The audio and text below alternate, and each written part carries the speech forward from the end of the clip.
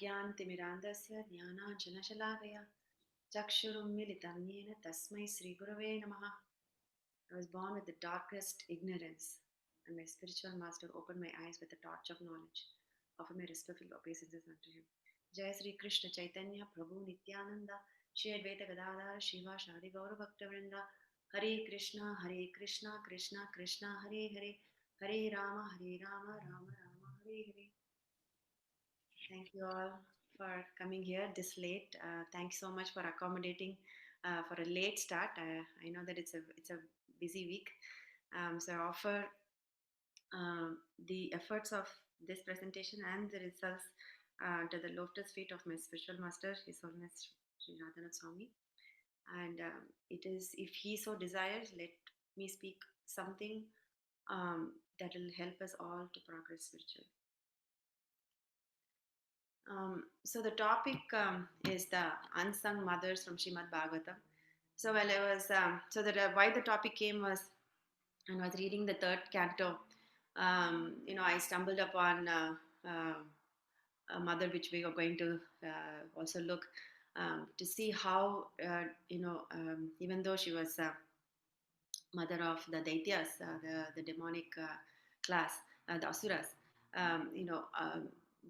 her heart was filled with love for Krishna. So I was thinking, how come I did not even know this side? So I was thinking maybe I should, know more about such mothers. So this is just there may be many mistakes. There will be many mistakes in my presentation. Please forgive me, and please correct me also so that I can learn. And please, be patient with me. Okay, so the mothers we are going to see today are Mother Vatika, Mother Putana, Mother Diti, and Mother Devaki. I don't know if you can see on the sideways. So I don't know how to switch that to. I'm looking at. I don't know how to switch it to the. So that's how it's going to be. We can see the slides very clearly. Okay, all right, okay.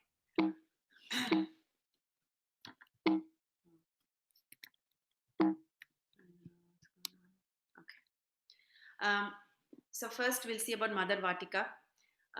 Mother Vatika is the glorious wife of Sri Vyasadeva, and so we'll see, because we are talking about mother, so we are going to talk about the story of Srila Sukadeva Goswami. Many of you know about the pastime of Sukadeva Goswami. Just to keep it a little brief. So the Sukha was a parrot, a pet parrot for Srimati Radharani, and when Radharani's pastimes was ending and she was about to leave, Sukha the parrot said, I also want to leave with you, but Srimati Radharani insisted that you stay in this material world and sing the glories of Lord Krishna wherever the Lord's appearance and pastimes are sung. You must be present there. So the Sukha the parrot took it upon himself itself as the as the most important instruction, and then kept flying and flying, and finally reached the abode of Lord Shiva, where Lord Shiva was reciting the entire Srimad Bhagavatam to Parvati. And just so that and Sukha was sitting under the tree behind Parvati.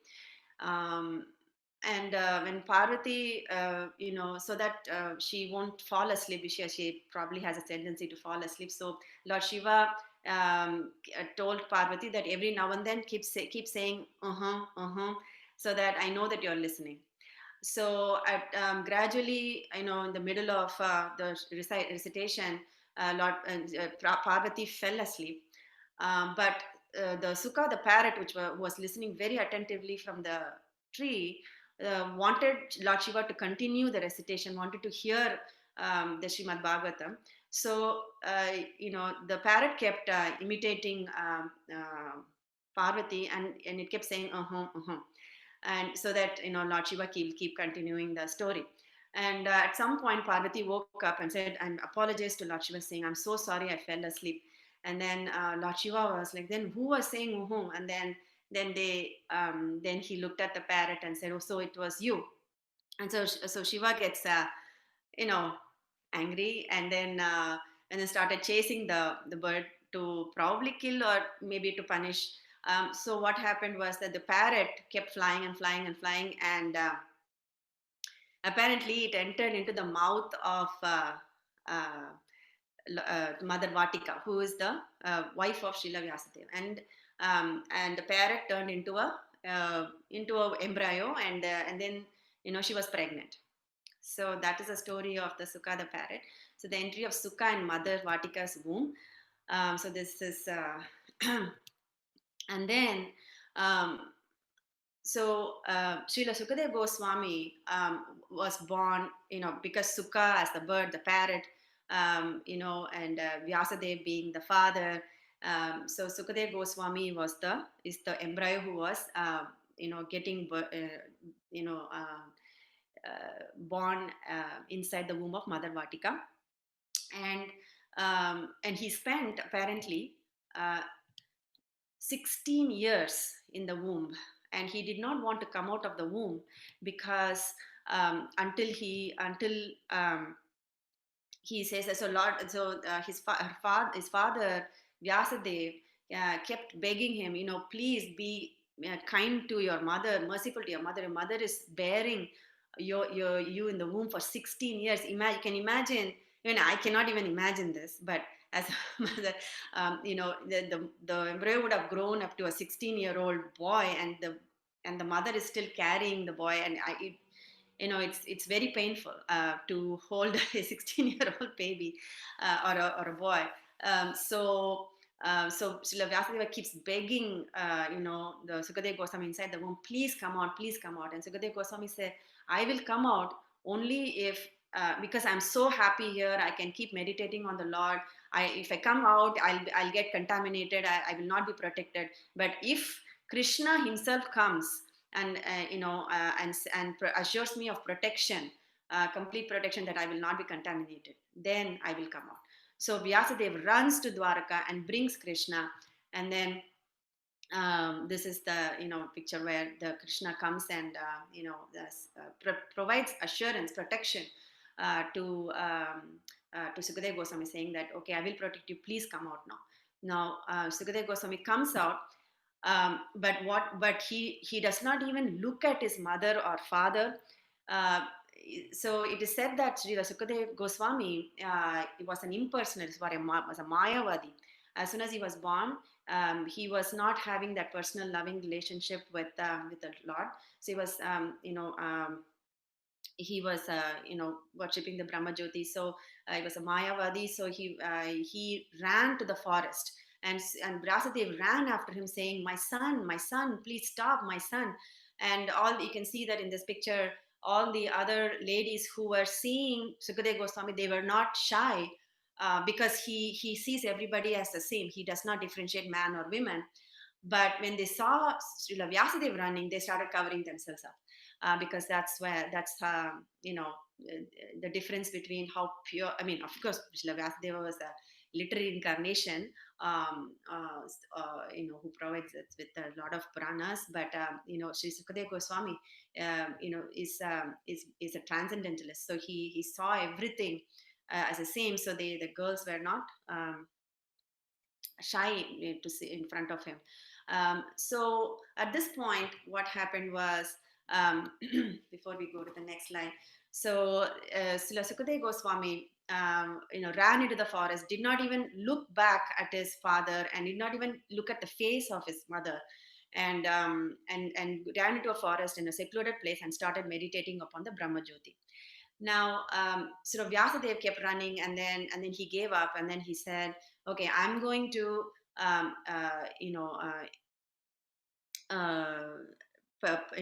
educate, to give two slokas.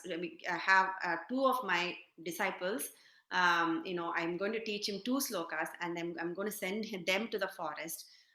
So that when they recite the slokas, and he was pretty sure that Srila Sukadeva Goswami will change his mind and then come back to his parents. So he found the best of his two disciples, and sent them to the forest. And so they couldn't find Srila Sukadeva Goswami, because obviously he probably is in a very secluded place where nobody would want to find him. And so they started cutting the trees and loudly chanting these slokas. So what slokas they were singing? The first sloka was the Srimad Bhagavatam 10:21-5. I'll skip the Sanskrit just for the sake of time.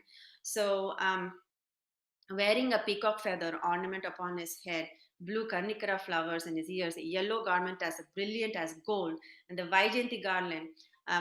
Krishna exhibited his transcendental form as the greatest dancer as he entered the forest of Vrindavana, beautifying it with the marks of his footprints.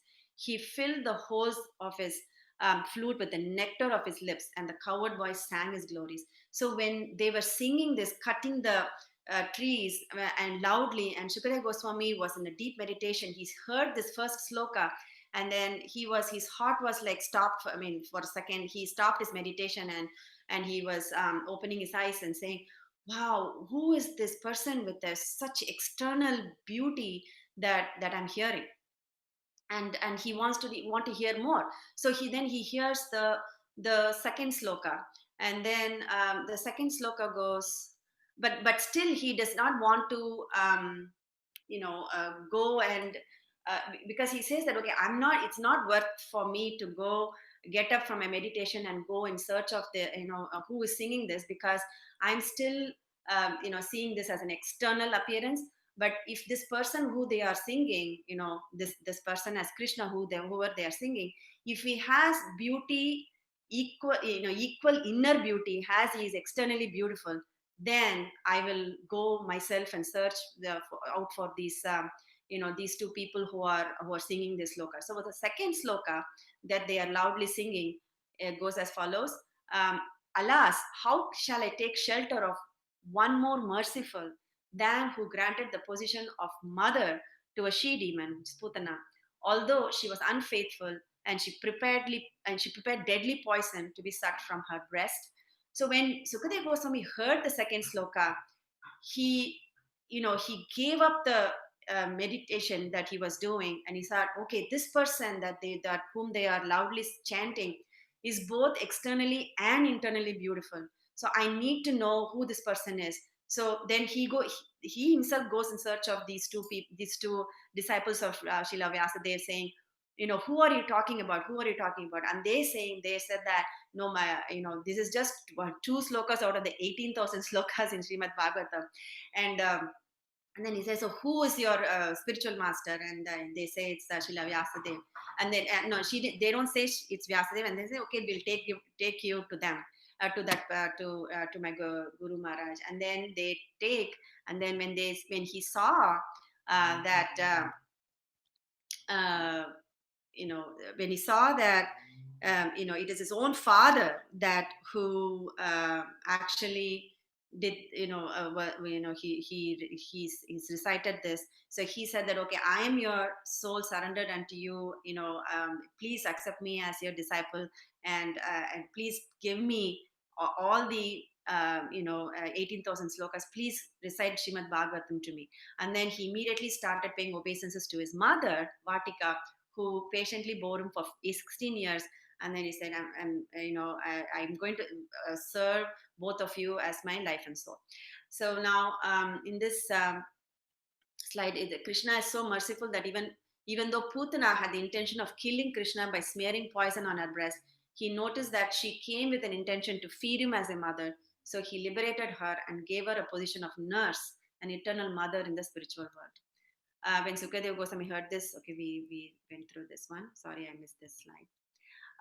So a takeaway from this pastime for me is, if it's not for the mothers Vatika and Putana, we would not have had Srimad Bhagavatam Mahapurana.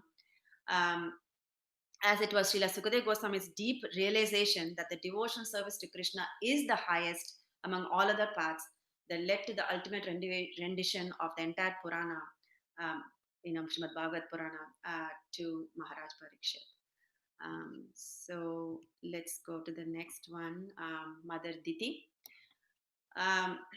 Diti, you all know as she is a wife of Kashyapa and Kashyapa Muni. and Diti's pregnancy. So when Kashyapa Muni was deeply in meditation, Diti was agitated by the material modes of nature, and she wanted to unite with her husband, and she approached the husband in the middle of a deep meditation.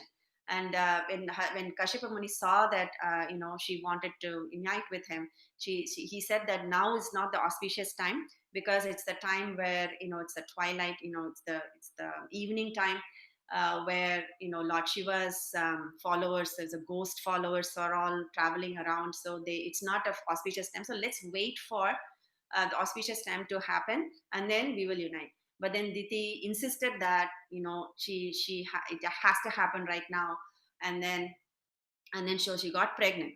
So um, and because Kashyapa Muni was forced into doing this, he said that the Diti's sons will be demoniac asuras, and she will give birth to two sons. One is Hiranyaksha and Hiranyakashipu, and Diti started lamenting immensely, saying, thinking that, oh, how could, I was struck by the modes of material nature. I did not know what I was doing. And then Kashyapa Muni also continued saying that, um, that, if, because you did this, um, the Supreme Personality of Godhead Himself will come and deliver both your sons. And when she heard this, before that, he says that both Hiranyaksha and Hiranyakashipu, as we all know, they will be the worst demons, who will, cause all atrocities, enrage the great sages in the world, do a lot of atrocities in the entire universe and cause agitation, for the three worlds. And then he said that the Lord, the Supreme Personality of the Lord Himself, will come and with the wheel, and kill them face to face. When she heard the last sentence, that the Supreme Lord will come and with the wheel, which is the chakra, Sudarshan chakra, and kill them, she was pacified. Why? Because she thinks that even though she may have given birth to a demoniac sons, who are like the worst demons, um, the fact that they will be able to see the Lord's Sudarshana chakra means that they will be able to see the Lord's arms, and then the fact that they will be able to see the Lord's arms means that they will be able to see the Lord's face before they die, and that gives greater benediction for their son's ultimate destination. So when somebody sees the Lord face to face before they die, they get liberated. So so she gets pacified by this, and because she thinks like this, the learned Kashyapa said in the Bhagavatam verse 3:14, 44 to 45, because of your lamentation, penitence, and proper deliberation, and also because of your unflinching faith in the Supreme Personality of Godhead and your adoration for Lord Shiva and me, one of the sons, Prahlad, of your son Hiranyakashipu, will be an approved devotee of the Lord, and his fame will be broadcast equally with that of Personality of Godhead. So because Diti did not feel sad for her own son's demise, but she was happy that they will be killed by the Lord, and they will see the Lord face to face, and so they'll get liberated.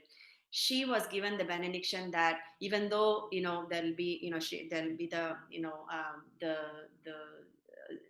it'll be the asura kula. She's the head of the asura kula. um, there will be one such person called Prahlad Maharaj, who will be the son of Hiranyakashipu, who will be the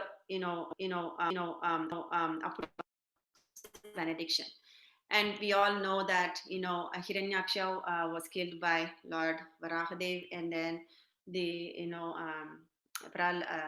Hiranyakashipu was killed by um, Nashinadeva, and both of these pastimes happened, as a result of these two demons born to the mother Diti.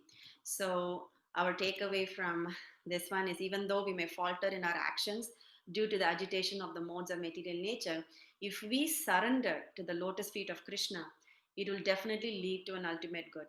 If not for Diti's proper deliberation of the situation and surrender to the Lord, we would not have had Prahlad born as an ardent devotee of the Lord to a son like to a father like Hiranyakashipu. As a mother, she could have lamented for her son's death, but she chose to see in the proper light and only I'm not able to see, I don't know how to move this. Her son's ultimate destination instead of her immediate suffering. Prabhu, can you show me how to move these? The things that I'm seeing on the right side. It's blocking my view of the slide. Can I move it up? Mataji, you're seeing like the You're seeing strip. like the strip. Yeah. On top there will be multiple buttons. There will be a button which has one Oh, trans. okay. Yeah, I got it. Yeah, I got it. Got it. Yeah. Okay, because I was looking because everything is blocking. Thank you. Yeah, perfect. Yeah, now I got it. Thank you, Prabhu. Um, so, as a mother, she could have lamented for her son's death, but she chose to see in the proper light and only cared for her son's ultimate destination instead of her immediate suffering. So, this was the Mother Diti. Um, Next pastime is for Mother Devaki. Um, So, a history about Mother Devaki. In the past lifetimes, Devaki and Vasudeva were Prishni and Sutapa. They worshipped Lord Krishna to be born as their son and performed intense austerities. Sorry for the typo there, and tapasya. In Srimad Bhagavatam 10:343, Lord Krishna himself declares to Devaki that, O Supreme Chaste Mother, I, the same personality, have now appeared of you both as your son for the third time. Take my words as the truth. So the Lord took birth originally from Sutapa and Prishni as Prishnigarbha, then from Kashyapa and Aditi as Vamana, and again from the same father and mother, Vasudeva and Devaki, as Lord Krishna. So that's a little bit history about Mother Devaki. And then history of the 6 dead sons of Devaki.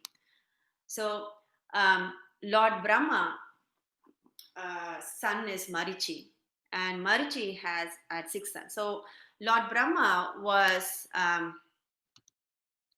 actually when he during the time of the creation, he was attracted to his own daughter, and he approached his daughter, and the daughter ran away apparently, and then when the 6 sons of Marichi saw this, they laughed at Brahma. So this is the Vaishnava aparat to mock a pure devotee of the Lord. So they were cursed that they will be born in demoniac family, and so they were born as the 6 sons of Kalanemi. Kalanemi is the son of Hiranyakashipu. So it was the um, Hiranyakashipu, and actually he was born also as a son of Hiranyakashipu, and then later on they were born as 6 sons of Kalanemi. Now Kalanemi it has as his father Hiranyakashipu. He's a demoniac tendency, and he wanted to fight with Vishnu during the churning of the milk ocean, but Vishnu kills Kalanemi, and and just like we all have spiritual masters, the demonic family also has spiritual master. So the spiritual master, the of the demons, revives Kalanemi using a special herb called Sanjeevani. I think Sanjeevani is also the medicine that was used in Ramayana to revive Lakshman. I guess the spiritual master revives Kalanemi, and the Kalanemi, after getting a new body, new life, he performs intense tapas and gets the boon from Brahma that he will not be killed by any living entity. And so Kalanemi takes birth as Kamsa in his next life. So this is a brief history of the 6 dead sons, and also about how Kamsa is appears. Then we'll see Kamsa and Devaki. As you all know, the Kamsa drives the chariot of Vasudeva and Devaki as soon as their marriage is over, and Devaki was going to Vasudeva, her husband's kingdom. And Kamsa, while he was driving the chariot, he hears the Akashvani about his imminent death from the eighth son of Devaki. Then as soon as he hears it, he wanted to actually immediately kill Devaki, but Vasudeva pleaded with him, saying, it's we will hand over all the sons of both of us to you immediate as soon as they are born. So, but please spare my wife and your sister Devaki. So Kamsa imprisons Devaki and Vasudeva, um, and kills the first six sons of Devaki. So the first six sons represent the six anarthas, or the enemies of the mind: the lust, anger, envy, greed, pride, and illusion. So so when the first six sons are killed, so it represents that all the anarthas that that is blocking us from realizing Krishna in our heart, are removed from from us. And then Lord Balaram, representing the Guru Tattva, takes birth to make way to prepare for Krishna's entry into the heart. Then birth of Lord Krishna. So Marichi, who is a son of Brahma, as we saw, who had the six sons got cursed in the first place, he represents the mind. Devaki's womb represents the bhakti. So when all six anarthas, as mentioned before, which are the six sons, which were born from the mind, are killed, Krishna is born in one's heart with the help of a spiritual master. So that is the a kind of a representation of this pastime. Krishna, born as the eighth son of Devaki, kills Kamsa and releases Devaki and Vasudeva from the prison. Now, sufferings of Devaki alleviated by Lord Krishna. We'll see how. So, Devaki underwent immense suffering after having lost her first six children. Even after Lord Krishna himself was born to her, he asked to be transported to Gokul under the care of Yashoda Mai. So you can imagine how, as a mother, it's hard enough to see that the six children to die in front of the eyes without even having to feed the milk to them, and even after getting Lord Krishna himself to be born, she couldn't have the motherly experience to experience the childhood of Lord Sri Krishna. So she underwent a lot of sufferings, and later when Krishna resided in Dwarka, much later, when after many years, Devaki requests Krishna, because Devaki heard that that Krishna revived the dead son of his spiritual master, or of his teacher Sandipana Muni, and so she thought that maybe Krishna, she knew that Krishna was a supreme personality of Godhead who was born to her, and she requests Krishna and Balram actually together to revive her six sons. So the Lord assures that, okay, I will revive them. And so the Lord, the Lord knows that. Krishna knows that the six sons of the dead sons of Devaki was residing in Sutala Loka, where Bali Maharaj was ruling that Sutala Loka. So they went to Bali Maharaj and says, "Can our mother Devaki requests that her six sons to be brought back to life." So the Bali Maharaj, of course, as a surrendered devotee of the Lord, he immediately releases, he gives the six sons back to Lord Krishna and Lord Balram, and then they bring them back to Mother Devaki. So Devaki, as soon as she saw, even though it is many years have passed, as soon as she saw that those six sons, her sacred breast started giving out milk, and then those six sons had the milk, and then it was said that they were immediately transported to the spiritual world. So they were in Sutala Loka before, and then now they went back to the spiritual world, with their eternal pastimes with Lord Krishna.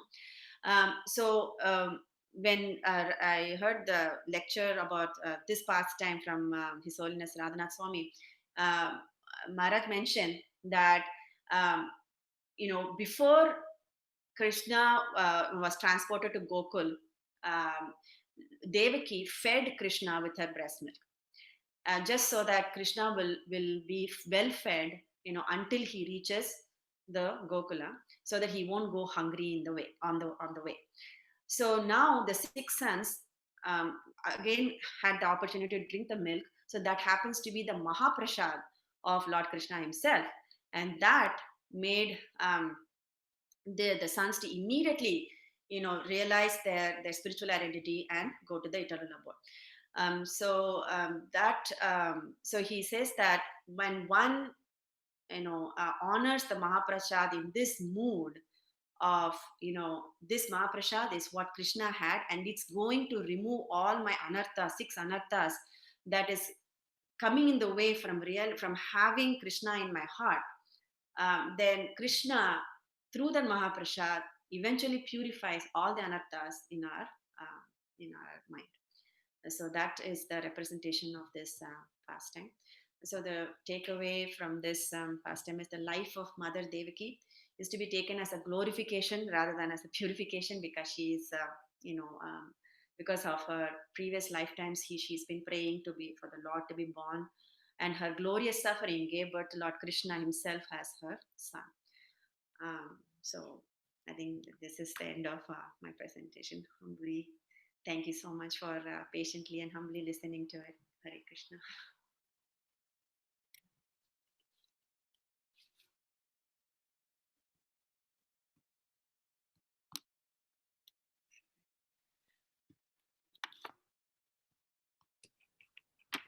Hare Krishna. That was an amazing class. Anybody wants to share anything or ask any questions?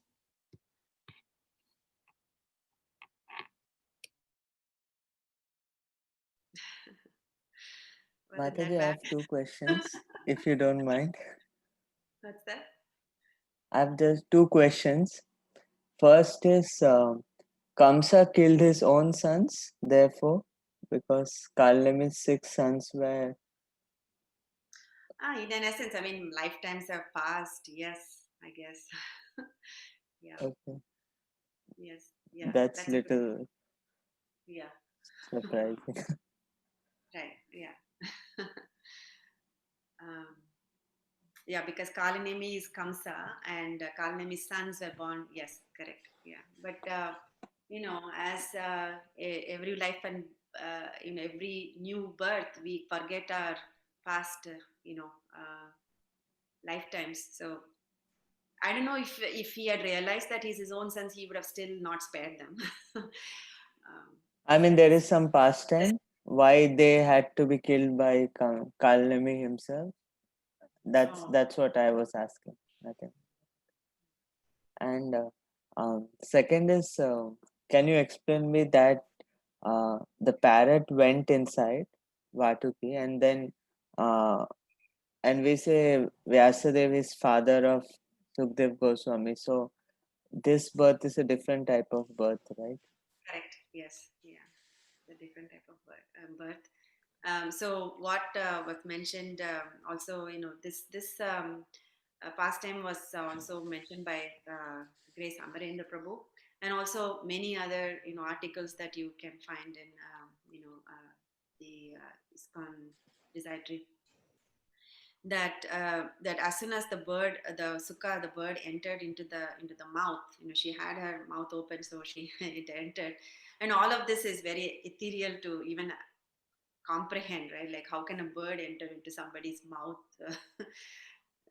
But this was, what they said is that these are all meant to happen, and we should take it as that, that bird has such a highly elevated bird. I mean, Sukha was the pet parrot of Srimati Radharani, and been hearing the glories of Sri Krishna from probably the birth, and then um, it probably reached the best destination it can reach by reaching the mother Vatika. That's the explanation they were giving in the article. So even the pet parrot was initially influenced by impersonalism, who is hearing the entire Srimad Bhagavatam. It's really difficult to conceive that he heard the entire Srimad Bhagavatam and then he starts with impersonalism. And he has heard it from the topmost Vaishnava, Lord Shiva. So that's little puzzling to me when I heard that. Correct. Yeah. Yeah. But it's I mean, I don't know. Correct me. It is a fact that uh, that Sukadeva Goswami was an impersonalist to start with, right? I mean, it's I think it was mentioned I did not see that reference in Srimad Bhagavatam, but I've heard it in many lectures that he was an impersonalist. Um, so that is for a fact. Um, so how he became impersonalist, if anybody can shed some light on. Thank you, Mataji. The lecture was really nice. Many things I just heard for the first time and very well presented. Thank you. Hare Krishna. Anyone I else? can send you the references. Yeah. Jitendra Prabhu, would you like to say anything? So yeah, thank you so much, Mataji. The lecture was amazing, and especially the takeaways after every pastime. Those were something. I mean, we usually read and hear lectures, but then to get some proper sublime takeaway is also equally important. And yeah, it requires some very deep contemplation to actually come up with a takeaway. That's what I feel. So it was really nice. And just a couple of things, like you mentioned mothers, right? I can also think of two more mothers. Yeah, two more mothers. One is Kunti, Queen Kunti. She sacrificed and underwent a lot of suffering. And uh, I mean, we have the teachings of Queen Kunti, right? So that's all. The entire thing is dedicated to her prayers. And also, still, I mean, Queen Kunti is still like little prominent in our movement. But one person who is not so prominent but is also very important, like impact giving, was Suniti, uh, Guru Yes, Maharaj's yes, mother. Niti, yes, So yes. she was actually his Pathapradarshak Guru, right? She showed him the path to Correct. Vishnu. She said that, you want your father's, like your mother's love, your father's love, but Vishnu's love is millions of times more than what a mother can give you. And that's how he went to Correct. this. So, Yeah, I mean, Suniti. for that matter, Suruchi also is like that. Even though Suruchi was portrayed as a bad person, Suruchi was the person who said, she could have just easily said that, get out and never come back to the kingdom. But instead, she said, go to the forest, pray to Vishnu, and to be born as a son for me in the next birth, and then you can sit in father's lap. So those words retained in his heart. I mean, in his head when he went to. Suniti, his mom. So even that you can take that as Yeah. also like a segue. Yeah, I mean these are amazing mothers who stand behind the scenes. So I was thinking that Queen Quinty came to my mind as well. But then we hear so many. I mean the entire book on prayers of Queen Quinty was there, so it's very prominent. So I was just thinking, okay, these mothers, they were not at all popular, but then they gave so much. They have so much love and devotion for Krishna, and I just thought that these are. And I mean, Mother Devaki also. There are so many. She's as very more popular than the rest of the two mothers, but not as popular as Yashoda Mai. That we. And I also had a question. Actually, we both kind of have this question. I mean, this is for you as well as for Prabhuji. But like we spoke about mother, so this is more like a parent thing. Like, so it is like when we have children, like even we as we go down the line, we will have children. And so it is, the shastras have some very strong statements, like if you cannot deliver your dependents from the clutches of birth and death, then you should not be a guru, you should not be a parent. So for as devotees, like I just want to understand, like, how is it is it like if our children don't become devotees, we are a failure? Or is it that if we try our best to give them Krishna consciousness, then uh, our duty is done and that is a success in itself? So how do we understand that? Like, It's a very good question. I think Gaurkuma Prabhu, maybe you can answer. You can start. I mean, I have no realizations on this. because that fear is, it keeps lurking around, right? I mean, yeah, what if, and or what steps should we take to ensure that? Obviously, maybe this is too far off question, like, but yeah, it was just a No, one. this is a very relevant question, Prabhu. I mean, I struggle with it myself every day. When there is a choice between giving Krishna to my daughter, or singing some nursery rhymes. I was thinking, okay, I should be singing Krishna's glories, Krishna's pastimes, and telling Krishna katha and all that. But of course, the daughter's understanding capacity is also limited. But um, I think for me personally, when I'm seeing other parents, how what they do, and hearing from what they have done, is that all we as parents can do, sow the seed, right? When it fructifies, whether it will fructify in this lifetime, we cannot be, we will not know, and it's not possible for us to have that control also.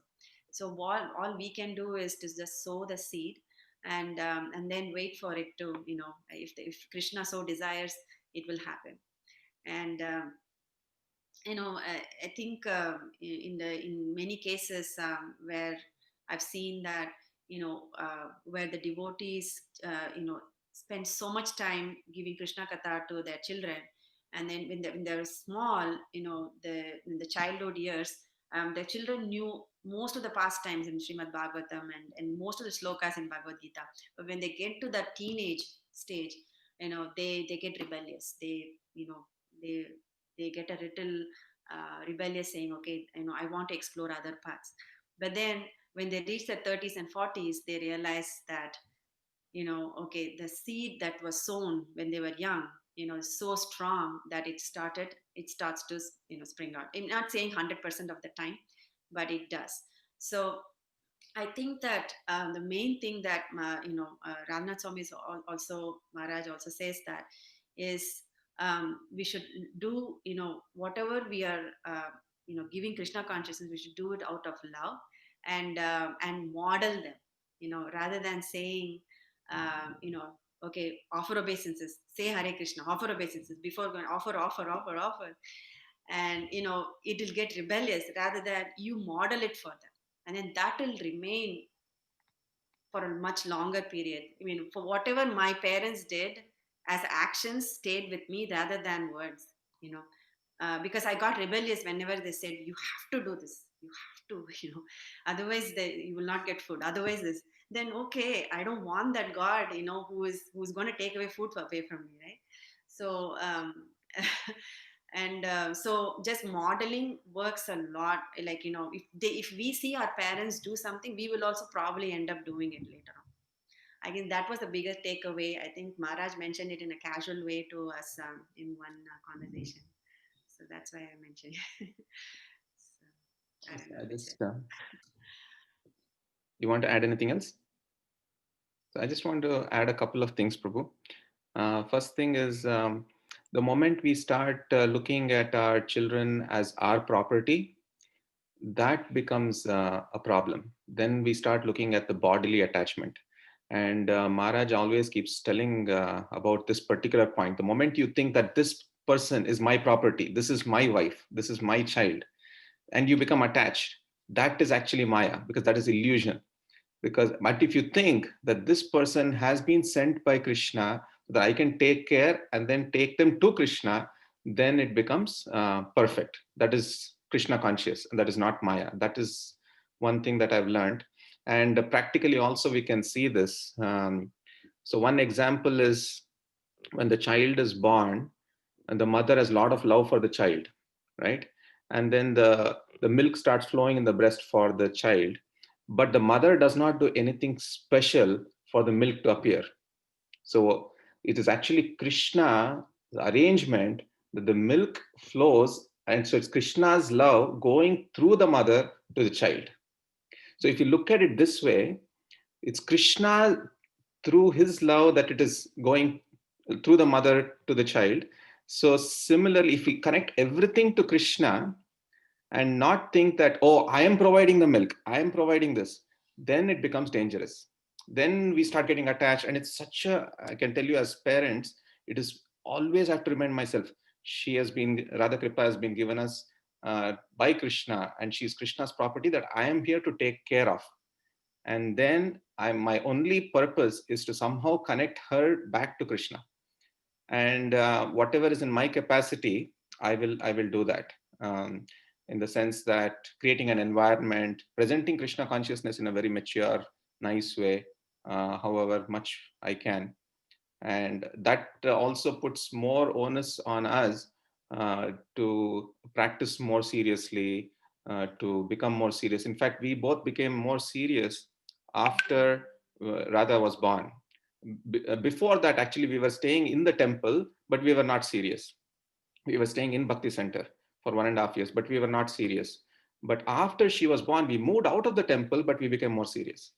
So just wanted to share this, that there are things there that, yeah, that's. Thank you so much. I mean, yeah, this is really nice. Yeah, thank you, bro. Thank you, Mataji. Karan Prabhu, anything that you would like to share from the class? Thank you so much, Mataji. That was very wonderful, very beautiful presentation.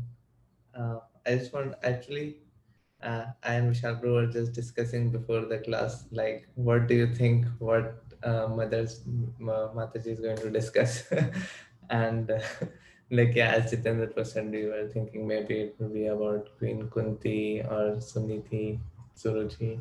But yeah, none of those, like, we were saying like unsung. So really, like, I had never known about the glories of these mothers. And thank you so much for sharing this. It's very sweet. Thank you, Karan Prabhu. Vinay Prabhu, you're just next in line, so I'm just going through. True, yeah, amazing class, Mataji. Thank you so much. It was like really surprise. Vatika, Mataji, then Putna, then Diti, and like the perspective about Mother Diti you shared. Like I till now I only heard like that pastime in some negative way, but it was like really amazing to know the. So I had a question. Like you also talked about Vrishni and Sutapa.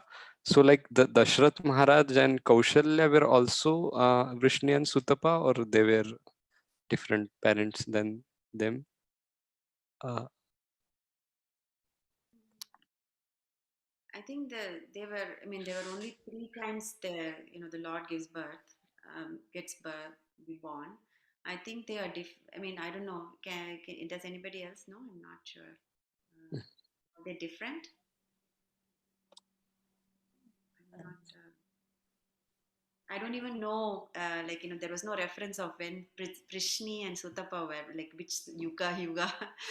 I'm not even sure. Actually, Prabhupada mentions it in Krishna book. I just forgot. He mentions. But he mentions only 3 things: Prishni Garbha, Vamandev, and then Krishna. But he mentions the yugas and all. I just forgot. But in Krishna book, he mentions that 2nd or 3rd chapter. And then there is Manu, like Swayambhuva Manu or some, and his wife. They also do tapasya, and they also get Devavati. No, Devavati and Kardam Muni. That is. Kardama Muni, and I mean Devahuti is a Swayambhu Manu's daughter, and then she gets married to Kardama Muni, Okay.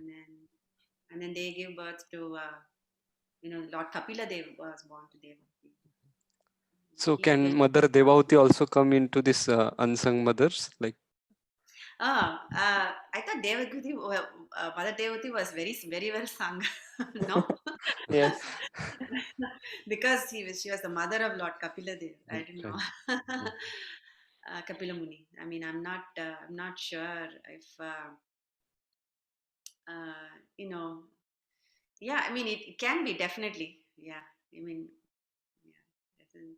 So, I mean, actually, I ran out. I wanted to do five mothers, but I ran out of time. Or to be honest, I was still working on Mother Devaki till 8 o'clock, and then I put Radha Kripa to sleep. I had to take care, but I did not do the justice that it was supposed to have done for this course. I mean, for this preparation.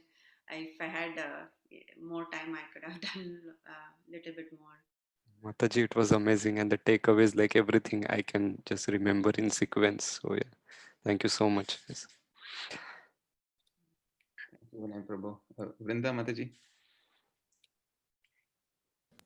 Amazing class, man. It was so good. I really like the analogy you gave of like first you have to remove the six anarthas, then the guru comes, and then Krishna comes. So that was really beautiful. And like the whole class, it's like even in our every week lecture, at the end you will say like only one or two lines, but they are like just such gems. Similarly, your lecture was like very nice and short, but like so new. Everything was so. Thank you so much. Hare Krishna. Vishal Prabhu.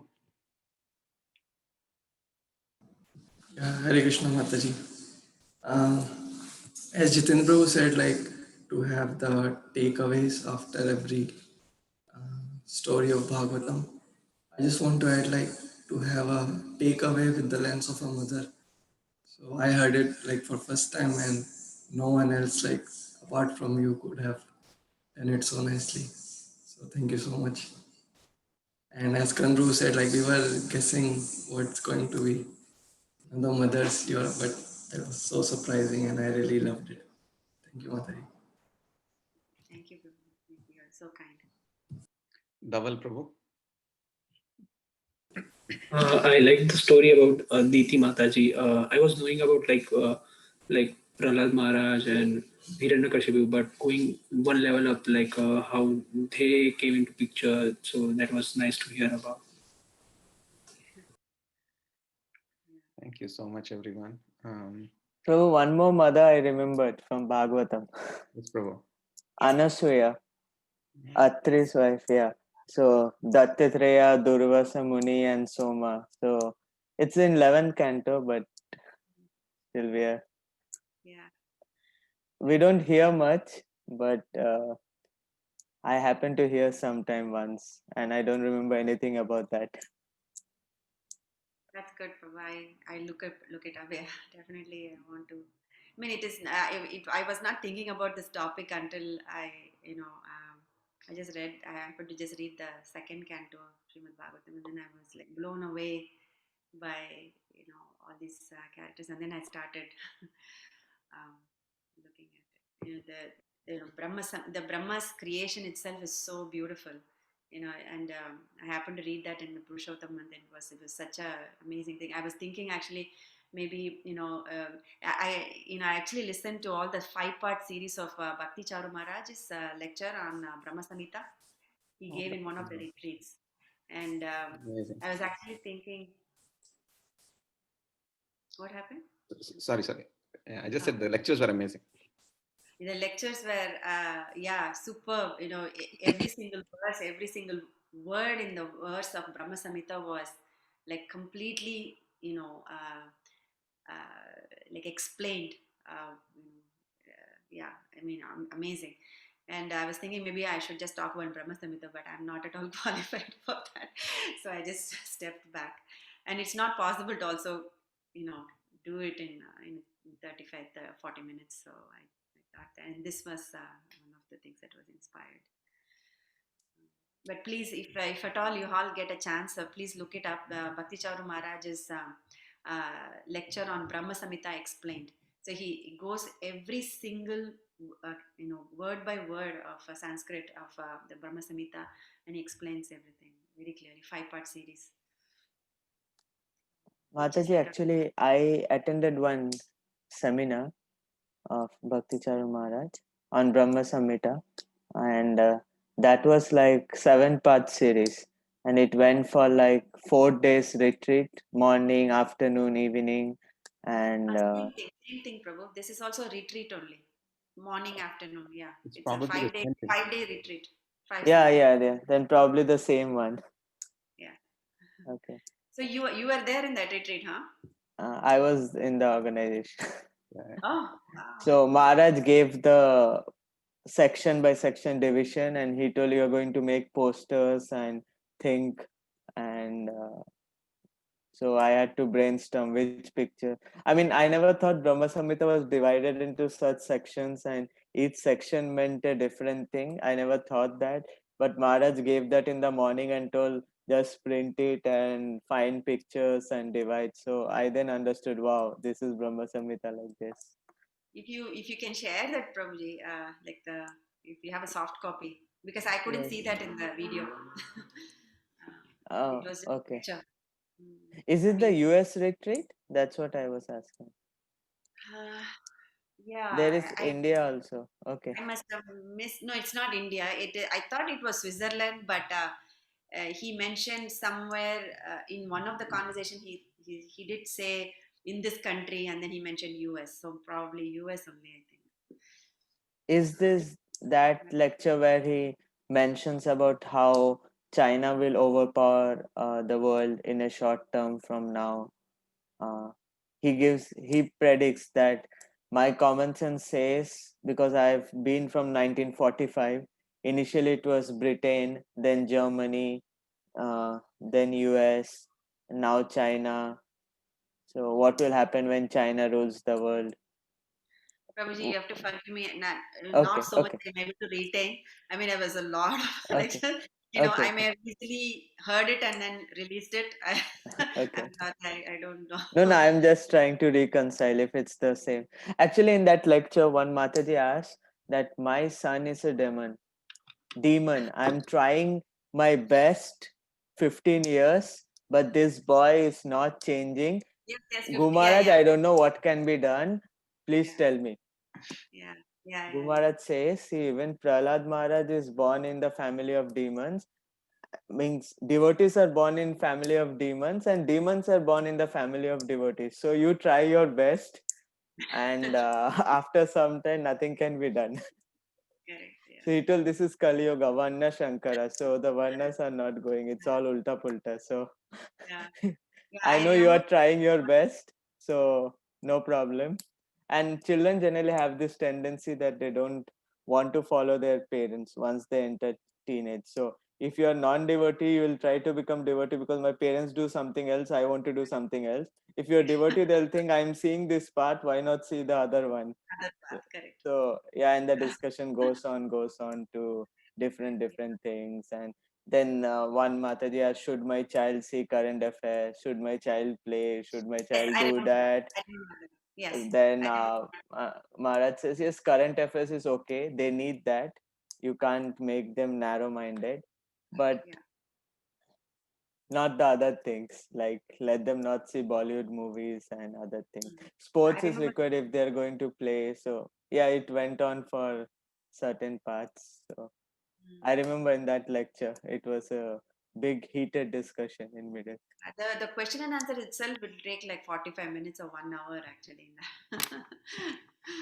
Because because Yeah, and we one more mother is Sachi Mata, not in Bhagavatam, but wow, 8 daughters, lost all eight.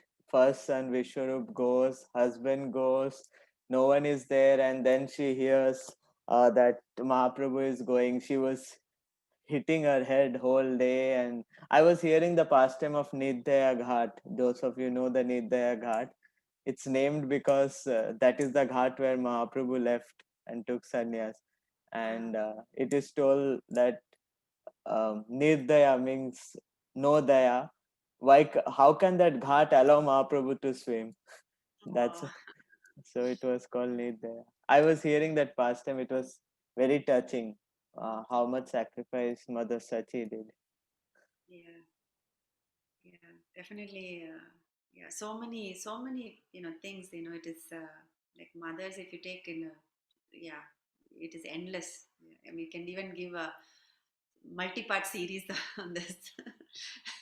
So I just want I just want to end by saying what a good mother Nitya is. Her main focus is just somehow, even though we have a special needs child, her main focus is somehow to give her Krishna, even though Radha Kripa cannot speak, or there's so many challenges that we are facing as parents.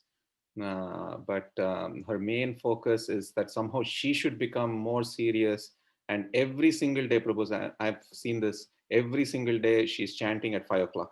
Every single morning she gets up, she chants most of her rounds before Radha Kripa wakes up at 7, 6:45, 7. So she is very serious. And even when Radha Kripa is eating or taking rest, she's reading Bhagavad Gita, Bhagavatam, just with the only intention of somehow purifying herself so that she can give that Krishna consciousness to Radha Kripa. So that's something that I don't do any even 1% of what she does. So it's very inspiring for me to see that kind of dedication. So just wanted to say that, and I just want to stop the recording now.